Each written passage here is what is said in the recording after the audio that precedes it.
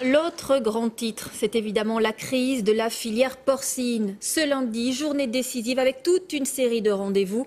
Déjà ce matin, pas de cotation sur le marché de Plérin en Bretagne qui doit fixer un prix national.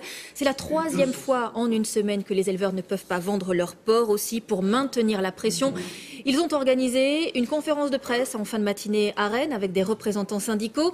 L'appel au calme pourrait voler en éclats si la table ronde de cet après-midi au ministère de l'Agriculture ne donne rien. Sont convoqués tous les acteurs de la filière et notamment les deux industriels qui bloquent les ventes depuis une semaine. Maryse Burgot, vous êtes, devant le palais de l'Élysée.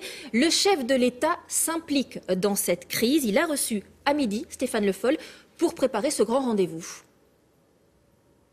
Oui, un tête-à-tête entre François Hollande et son ministre de l'Agriculture, Stéphane Le Foll, toujours en cours ici à l'Élysée. C'est le premier rendez-vous à l'agenda de François Hollande après de courtes vacances. Mais ce qui va poser problème et ce qui va être difficile, c'est la table ronde prévue cet après-midi au ministère de l'Agriculture. Stéphane Le Foll va bien sûr tenter de jouer les intermédiaires entre d'une part les éleveurs de porc et d'autre part les industriels. Or, vous le savez, certains de ces industriels refusent le prix de vente du porc préconisé par l'État. Ils n'ont d'ailleurs pas confirmé qu'ils acceptaient de venir à la réunion cet après-midi. En fait, dans cette affaire, le gouvernement ne peut pas imposer de prix. C'est la loi du marché. Le gouvernement est donc un peu réduit au rôle de médiateur, quitte à être accusé d'impuissance.